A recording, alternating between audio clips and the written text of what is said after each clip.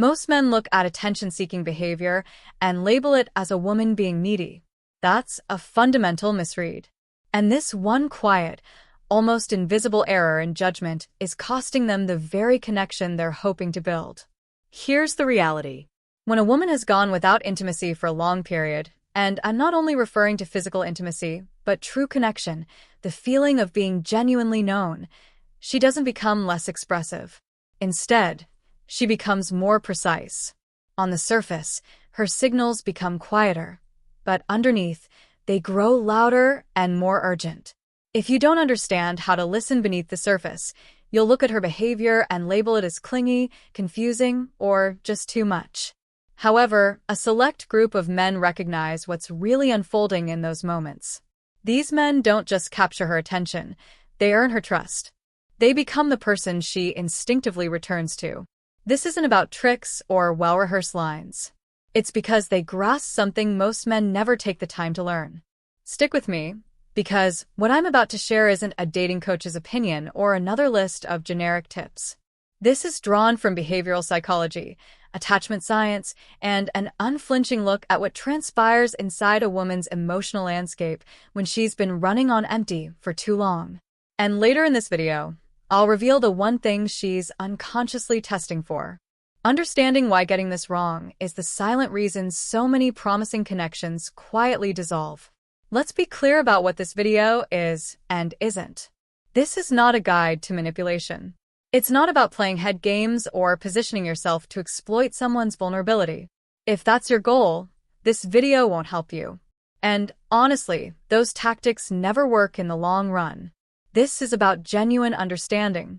The kind of understanding where you finish this video and can look at a woman's actions and truly interpret them, not as something being done to you, but as a message she's communicating because she doesn't yet feel safe enough to speak it directly. Here's the psychological truth. A woman who has been deprived of genuine intimacy, emotionally, physically, or both, for an extended time goes through a very distinct internal shift. Her nervous system recalibrates. Her attachment system enters a state of quiet, high alert. The way she behaves around men she's attracted to becomes a very precise, albeit unconscious, language. Learning this language isn't manipulative, it's perceptive. And in the realm of human connection, perception is the essential skill. By the end of this video, you'll understand 3 psychological triggers, 3 deep, consistent behavioral patterns that emerge from this specific emotional state. You'll learn what they mean, why they occur, and how your response to them can either forge something real or quietly dismantle it before it truly starts. Let's examine the common mistakes most men make. The error isn't glaringly obvious. It's subtle, which is why it's so damaging. When a woman who's been emotionally or physically starved of intimacy starts acting differently around a man she's drawn to, most men react in one of 2 ways. The first response is overcorrection. They get excited. They read her signals as a green light and accelerate. More texts, more pursuit, more intensity. Without realizing it, they've applied pressure to a system that was just starting to feel safe. She pulls back. He's left confused, replaying conversations, trying to pinpoint what he did wrong. He didn't do anything wrong. He simply rushed into a space before she'd invited him in. The second response is nearly the opposite. He sees her actions, the testing, the proximity, the subtle moves, and misinterprets them as desperation or games. He pulls back to appear less interested, to protect his ego, to avoid looking too eager. But what she was actually doing, reaching out cautiously to gauge his emotional safety, is met with distance. She interprets his distance as a lack of interest, and she closes the door. Both responses stem from the same core error, reading her behavior at face value and reacting to what it looks like instead of what it truly means. It's like trying to read a language you were never taught, so you end up responding to the punctuation while completely missing the sentence. The deeper issue is that most mainstream advice tells men to focus on performance. Say this, do that, create this impression.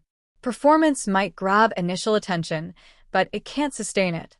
Because what a woman in this emotional state is really searching for isn't performance, it's presence. She needs to know, is this person real? Is he steady? Can he handle the full weight of who I am without flinching? Performance answers none of these questions. In fact, it raises new ones.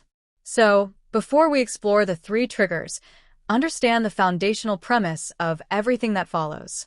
This isn't about doing something to her. It's about being something that her nervous system recognizes as both safe and magnetic simultaneously. This combination, safety and magnetism, is rare, and it's exactly what she's been waiting for. 3 psychological triggers. Trigger 1. The presence test. She's not looking for attention. She's testing for attunement. Here's the first critical concept. When a woman who's been emotionally withdrawn or disconnected from intimacy begins seeking your attention, it's not because she craves validation. It's because she's evaluating you. Psychologists call this attunement, the capacity to read another person's emotional state and respond in a way that feels accurate and resonant.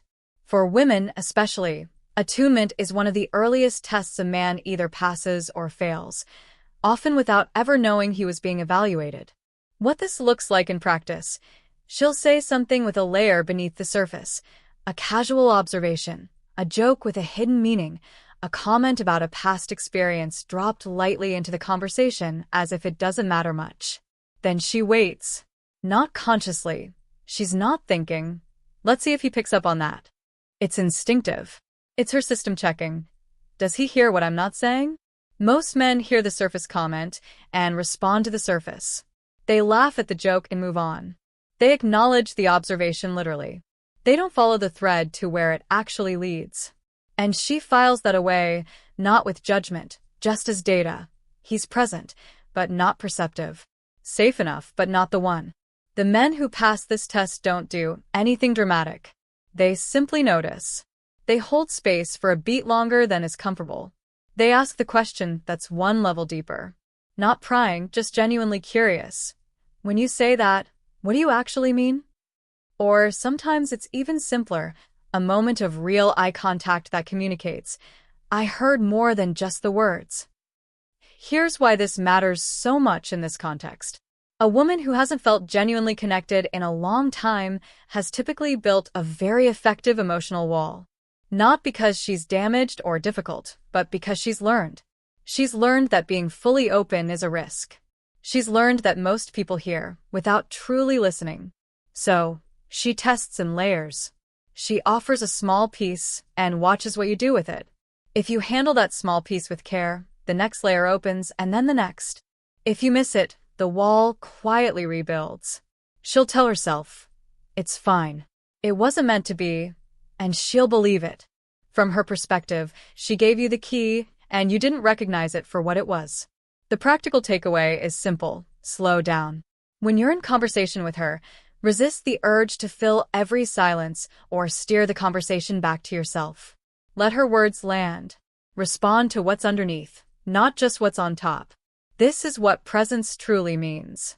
Not intensity or constant engagement, but accurate perception in real time. That's what she's looking for, and almost no one provides it. Trigger 2. The proximity pattern. Her body knows before her mind decides. The second trigger is physical, but not in the way you might expect. When a woman who's been emotionally starved becomes drawn to someone, one of the first things you'll notice, if you know what to look for, is a subtle shift in her physical behavior. She begins to manage proximity. She finds reasons to be near you. She creates small opportunities for contact that feel accidental but aren't. She touches your arm when making a point.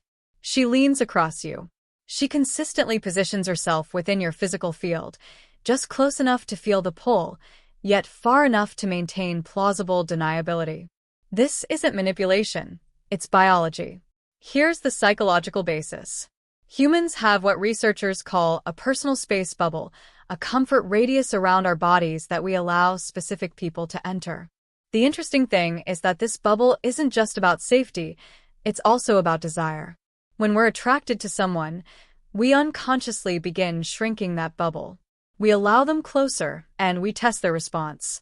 For a woman who's been disconnected from intimacy, that bubble has often become heavily defended. She's used to keeping people at a managed distance.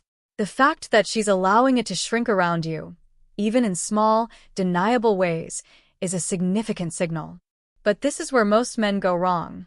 When they notice her physical proximity, they interpret it as a cue to escalate, to move into the space she's created and match her energy with forward physical momentum. Sometimes that works, but often it removes the tension she needs to feel drawn toward you. Desire is born in the space between two people, not in its collapse. What she's actually looking for when she manages proximity is a specific kind of response, warmth without urgency. She wants to feel your awareness of her, without feeling pressure from it. She wants to know you notice, that you're not oblivious or treating her like furniture, but that you're also not leaning in with a hunger she hasn't yet invited. The man who can hold that space with calm confidence creates something unique in her nervous system, safety with electricity. She feels both drawn and at ease. This combination is extraordinarily rare for women, particularly those who've been disconnected for a long time, because they've often experienced a binary: men who feel safe but create no spark, or men who create a spark but feel fundamentally unsafe. The man who can hold both becomes almost irresistible, not because of a technique, but because of who he is in that moment. So when you notice the proximity pattern, when she's finding ways to be near you, creating small, accidental contacts, the move is not to escalate. The move is to acknowledge without amplifying. Let her know you see her. Let her feel your warmth, but stay rooted in yourself. Don't lunge for the invitation. Let the space between you do the work. That space isn't emptiness. It's potential. And she can feel it. Trigger 3. The emotional risk signal. This is what she's actually asking you. Now, we arrive at the third trigger, and as promised, this is the insight that separates the men who truly understand this from everyone else. When a woman who's been disconnected from intimacy finally starts allowing herself to feel something for someone, she will, at some point, often when neither of you expects it, say or do something vulnerable. Something that cost her emotionally to share. It won't announce itself as vulnerability. It might come as a story about her past, a quiet admission about a fear, a moment where she lets something slip and then almost immediately tries to walk it back or minimize it. Anyway, it doesn't matter. Sorry, I don't know why I'm telling you this. Pay very close attention to these moments. What she has just done is offered you an emotional risk. She has stepped outside her protected zone and handed you something real. And what she's doing in that exact moment, consciously or not, is asking one specific question. Are you safe with the parts of me that are hard to carry? This is the test that matters most. This is the one that determines everything. And here's how most men fail it, often with the best intentions. They respond to her vulnerability with logic.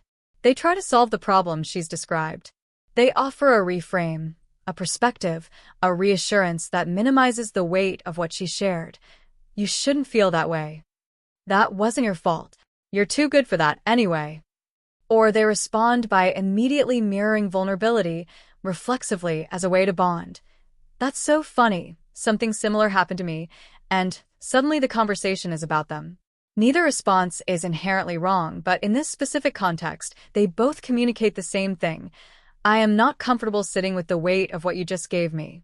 And she feels it, not as a judgment, just as data. He's kind, but he can't hold this. And quietly, carefully, she begins to rebuild the wall. The response that changes everything is both simpler and harder than most men realize. You don't solve it. You don't immediately share your own story. You don't rush to make her feel better by minimizing what she felt. You hold it. You let what she said actually land. You let the silence sit for a moment without filling it. And then, when you speak, you reflect it back with care, not with analysis, not with advice, but with recognition. That sounds like it really stayed with you. I can understand why you'd carry that. Thank you for trusting me with that. That's it. That's the whole move. And I know it sounds small. I know it sounds almost too simple to be the key to something this important. But this is backed by decades of research in emotional attunement, attachment theory, and therapeutic communication. When someone is vulnerable and the other person responds with recognition instead of a solution, the emotional bond that forms is categorically different from anything created through charm, humor, or even physical attraction. It creates what attachment researchers call a secure base experience, The feeling that this person is someone you can be fully yourself around without being managed, fixed, or minimized. For a woman who has been emotionally starved, that experience is almost electric because it's what she's been missing. It's what no amount of surface-level connection has given her. And the man who gives her that just once, just a single moment of real recognition, becomes fundamentally different in her mind from every other man she's encountered. He becomes the one who actually sees me. And once a woman feels truly seen, not performed for, not impressed, not strategically pursued, but genuinely seen, her attraction operates from an entirely different place. It's no longer tentative or hedged. It becomes something she actively wants to protect and nurture. That's the shift you're after. Not manufactured or performed, but earned through the one thing almost no one teaches: the ability to receive someone's vulnerability with quiet, grounded recognition. Let's bring this into the real world because I want this to be useful, not just intellectually interesting. You're talking with someone. You've noticed the signs. She's running the attunement test. She's managing proximity. Something in the conversation suggests she's been through a period of real emotional isolation. Here's what you do, and more importantly, what you don't do. You don't perform. The moment she senses you've shifted into a role, the supportive guy, the emotionally intelligent man, the guy who gets it, she'll feel it and it will feel hollow. People who've been emotionally disconnected for a long time become extraordinarily sensitive to inauthenticity. Their calibration is sharper than average because they've had to rely on it. What you do instead is stay genuinely curious. Curiosity isn't a technique. It's a state of being. When you're actually curious about someone, not to gather information or find an angle, but because they're genuinely interesting to you, that comes through in a way no practice behavior can replicate. Ask questions you don't know the answer to. Not interview-style questions, but actual questions that stem from something she said that made you want to know more. You mentioned that thing earlier. What was that actually like for you? And then listen. Not to respond, just to hear. In terms of presence, put the phone away, not as a statement, just as a natural expression that she's more interesting to you than anything on a screen. It's that simple. When she creates proximity, meet it with warmth, not urgency. Smile naturally. Make real eye contact, not intense, not prolonged beyond what's comfortable, just real. The kind of eye contact that says, I'm here, I see you, and I'm not in a hurry. When she says something vulnerable, resist your first impulse, which is almost always to solve or redirect. Breathe. Let it land. Then say something that shows you heard the weight of it, not just the surface. You don't need to say much. Sometimes the most powerful response to a genuine disclosure is simply, I hear you, said slowly, with full presence. And regarding your own emotional posture throughout all this, stay grounded in yourself. Not distant, not guarded. Grounded. There's a difference. Grounded means your sense of self isn't contingent on how she's responding to you in any given moment. You're not scanning for approval. You're not recalibrating based on her energy. You're just there, steady, real. That steadiness is magnetic in a way almost nothing else is, especially for a woman who's been in an emotional environment that's been anything but steady. She doesn't need you to be perfect. She doesn't need you to say the right thing every time. She needs to feel that you're actually present, actually curious, and actually capable of handling her, all of her, without flinching. That's the whole game. That's all it is. If what I've shared today resonates with you, not because it's clever, but because somewhere in it you recognize something true, then you're already ahead of where most men are. Understanding this stuff, really understanding it, isn't something that happens in one video. It's a gradual recalibration, a slow shift in how you show up with people, not just romantically, but across all your relationships. Because the principles we've discussed, attunement, emotional safety, the ability to hold someone's vulnerability without rushing to manage it, these aren't pickup tactics. They're human connection skills. If you want to keep going deeper, if you want to understand the full psychological landscape of attraction, desire, and emotional connection from a place grounded in real research and self-awareness, then I'd encourage you to explore the other content on this channel. Not because I want to build a following, but because the work of becoming genuinely emotionally intelligent is one of the most worthwhile things a man can invest in. It changes how you show up everywhere, in relationships, in friendships, in the way you understand yourself. And the first step is always the same. Get curious about other people, yes, but first about yourself. What are your patterns? Where do you escalate when you should slow down? Where do you pull back when what's actually needed is presence? Where do you try to solve when what someone needs is simply to be heard? Those are the questions worth sitting with. Let me leave you with this. We live in a world that teaches attraction as a performance. Say these words, create this impression, play this role. And some of that works briefly, superficially, in the way any performance can hold a room for a moment. But what we're really talking about today is something different. We're talking about the kind of connection that doesn't need maintenance because it's built on something real. The kind that doesn't require you to always say the right thing because your presence itself has already communicated what matters most. When a woman hasn't been genuinely intimate for a long time, when she's been running on the emotional equivalent of empty, and she begins to reach out, to test, to move closer in the quiet ways we've described, she's not doing something irrational or confusing. She's doing something deeply human. She's asking, without words, whether you are the kind of man who can be trusted with the full weight of another person. Whether you can be present without being pushy. Whether you can be warm without being overwhelming. Whether you can hear the thing beneath the thing, the fear, the longing, the hope that's been sitting quietly under years of careful self-protection. And if you can do that, if you can show up with the attunement, the grounded warmth, and the capacity to simply hold what she gives you without rushing to fix it or possess it, you won't have to pursue her. She'll stop running. Not because you did everything right, but because you made her feel something she'd almost stopped believing was possible, that she could be fully herself with someone, and that would be enough. That's the real foundation of attraction. That's what desire actually follows. Not a performance, not a strategy. A person who is genuinely, quietly, unshakably present. Be that person, not for her, for yourself first, and let what's supposed to find you. If this landed with you today, if you found yourself nodding somewhere in the middle, or if it gave you something to think about, drop a comment below and tell me which of the 3 triggers resonated most. I read everything. And if you're not subscribed yet, take a moment to do that.